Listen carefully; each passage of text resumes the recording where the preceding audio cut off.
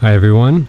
So somebody asked me to do a rabbit snaring video, but since I don't live in an area where rabbit snaring is possible and not illegal, I decided to set one up north. So I don't know if you noticed, but there's a wire hanging down from that branch is the snare. And I'm just going to highlight it here with a still picture. You can see it right there hanging from the branch.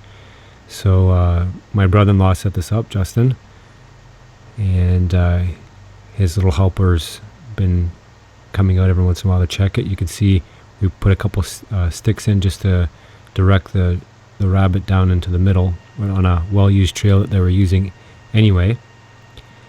So you can see I'll replay that start video and you can see what happened. So this is going to be a really good diagnostic tool for anybody who's going out to set snares. I will say that before we get any further in the video, that no rabbit is caught in this video. It's merely for demonstration purposes only, and maybe you can figure out what we did wrong. I think I have some ideas. You can see the rabbit licking the snare, so it knows it's there, but manages to get through each time.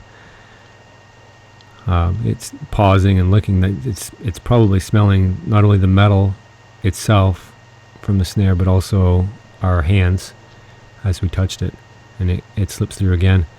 So my guess right off the bat is that the problem is that the snare is probably set too small for the size of the rabbit or the hare, the snowshoe hare.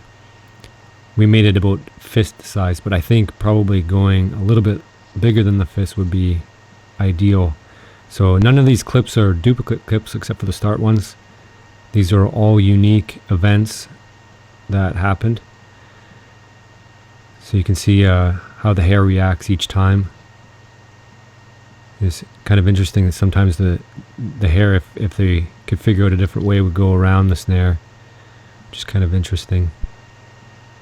There's obviously a lot of snare or a lot of hare around, so it wouldn't be very tricky to snare for you.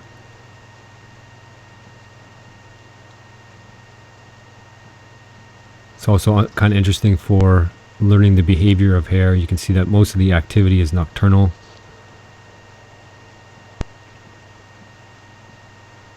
But again, they always seem to dodge the snare.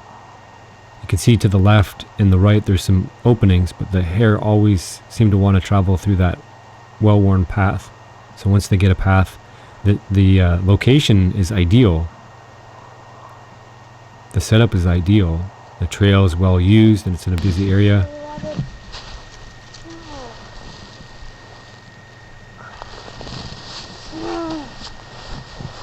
So there's Justin's little helper showing some disappointment. As you can see now, the set is still probably productive even in the location, but it's buried. So at this point it's not going to be very effective at all. And as the snow deepens, you can see how if you were trying to catch a hare, you'd have to reset it at this point. You can see how they're avoiding the area. This one didn't, but the other one went clear around.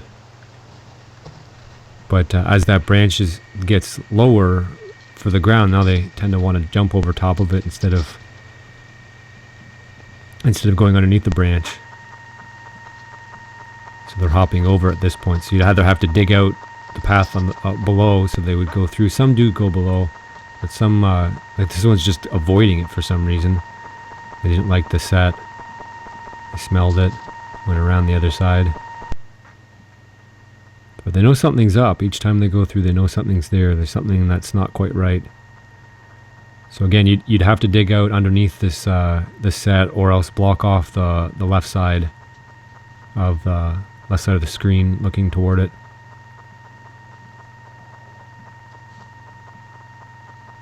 You can see that the hares are always moving. They're always feeding, which is kind of interesting behavior-wise. But again, mostly nocturnal.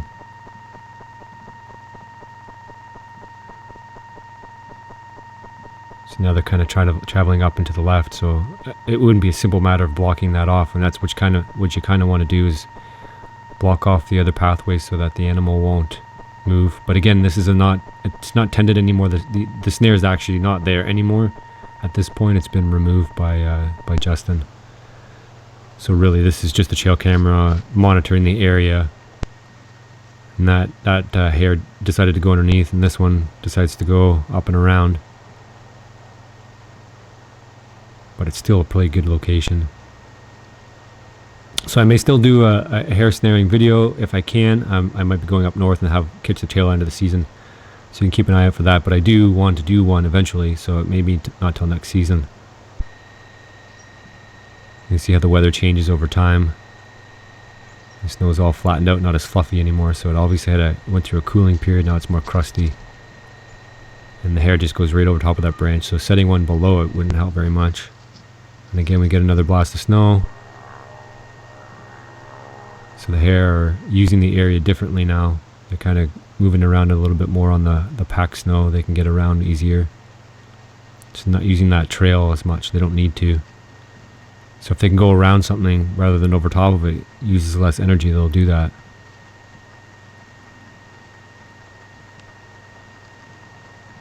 Here's a hare eating a twig. And this one goes up and around. Not going underneath that anymore. It's just too much effort when they can just simply go around. And that one knows where the pathway is, up and over.